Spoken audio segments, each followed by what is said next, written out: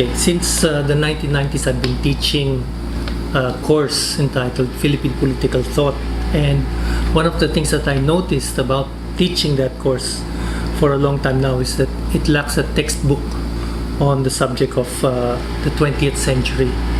So while there's a lot of materials on 19th century thinkers, what's missing is the inclusion of the 20th century into this kind of conversation.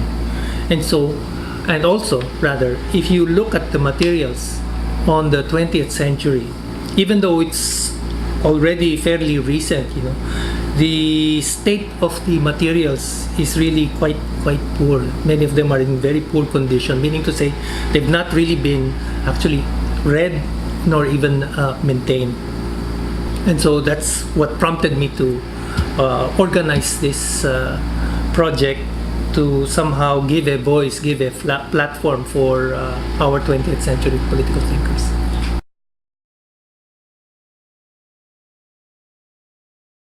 My biggest concerns, actually I have two concerns. One is that people think they already know a lot about the 20th century. And so any ideas expressed about the problems or the challenges that we faced during that period sound superfluous. My worst concern is that people will think that nothing really significant happened during the 20th century, enough for that period to warrant serious political reflection. I mean, it's important to have this kind of recollection because the 20th century isn't really that far from us. And there's a good chance that many of the people that we know today actually lived during that period, myself included. But because we rely so much on this kind of oral transfer of history, there's also a good chance that people nowadays will have a different recollection of that period, like in the case of martial law. This month, September 2018, is the 46th anniversary of its declaration. It's now nearly half a century old. And so I can see where all this revisionism is coming from.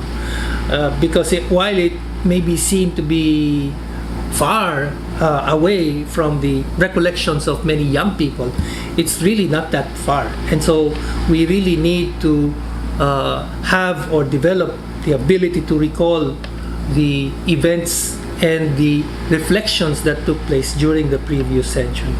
And that's really the point of this project, to reintroduce the classics to a new audience.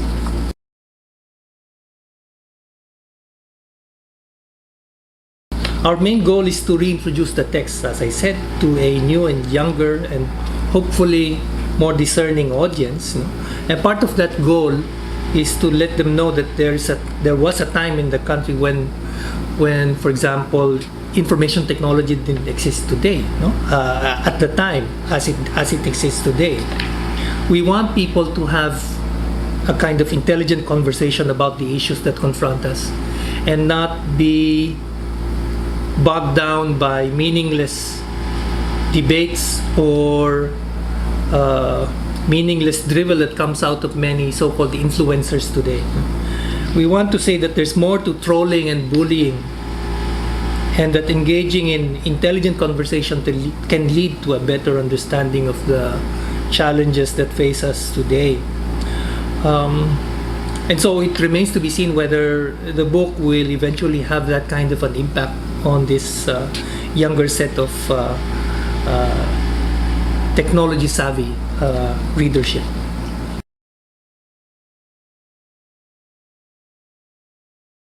Okay, while, as I said, I was teaching this course before, and whenever I would access the material, I would always be very careful about dealing with it, handling the material, because they can crumble, they're so delicate.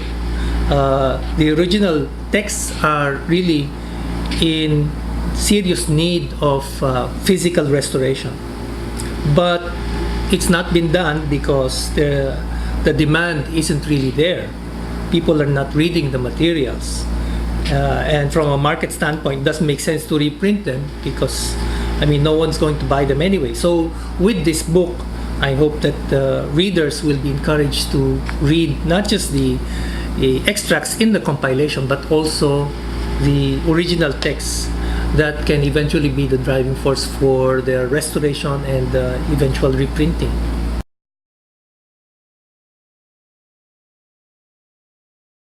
Well, the term that is commonly used, especially in the introduction, has to do with the process of political thinking politically. And it's really an important question because very few people actually think politically. They can analyze politics, but they don't necessarily think politically, which is a different thing altogether. Political analysis talks about maybe immediate policy options, but thinking politically requires a great deal of strategic long-term thinking, especially when it comes to a certain very important but rarely discussed ideas like democracy, freedom, justice, etc.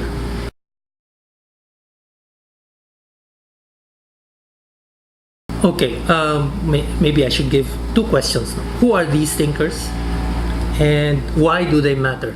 Those are the questions that I'd like people to ask about the book. Okay, who are they? They lived during a time when, at this point, very few people could actually recall, and so we need to remember their ideas. Why do they matter? Because a lot of things happened during the 20th century that still impact upon us today, including our democratic institutions, the conflicts that we now face, especially in the South. Many of these problems actually would originate in the 20th century. So that's why they are so important and their ideas matter.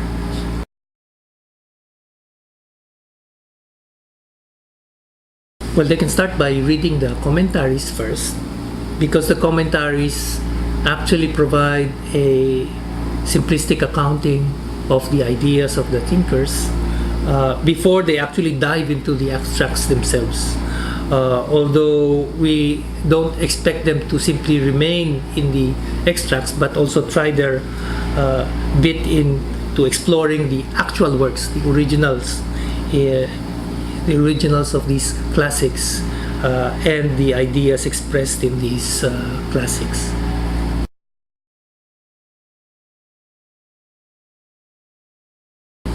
This excerpt that I'll be reading to you comes from the introduction, which I wrote, and points out the nature of political thinking and why it's important for us when we look at the ideas of these Philippine thinkers in the 20th century. Okay, there's a sense that the 20th century had failed to produce or approximate the intellectual capacities of Filipinos of the 19th century. The country's close association with the United States has turned us into mere copies of American values and ideas. This volume attempts to disabuse us of this thought. Without questioning the significant contributions of Filipino thinkers of earlier centuries, this project represents an examination of political thinking of, by, and for the Filipinos of today. The 19th century and earlier centuries can be said to have laid down much of the foundations for the emergence of a nationalist or collectivist sentiment among Filipinos. By the early 20th century, the nature and character of the political struggle in the Philippines had shifted from one of forging ahead with emancipation and independence to one of national constitution and institutional reconfiguration. This compilation is an attempt to foster an appreciation of the struggles, ideals, and ideas of these Filipino thinkers in a variety of conceptual domains: nation building, revolution, justice, democracy, and even international relations. It draws attention to their ideas apprehensions, and aspirations for the country and its people. It hopes that succeeding efforts will eventually embark on a project to set the political thinking agenda for the Philippines. Political thinking has both a descriptive, pragmatic as well as normative dimension that can be derived from it. Philippine political thinking is not baseless. Philippine political thinking cannot be seen in isolation. Western political thinking is integral to Philippine political thinking. In fact, Philippine political thinking is as much a product of Western political thought as it is of indigenous cultural and political ideas and events. Western concepts and ideals of humanism, nationalism, statehood, revolution, bureaucracy, and democracy, among others, simply cannot be avoided in the way that we speak to Philippine political thinking. However, the Philippines is not seen entirely through a Western lens. Philippine political thinking has incorporated itself into the way the Philippines is viewed and analyzed. The result is a reconfiguration of the Philippines worldview from a Filipino standpoint.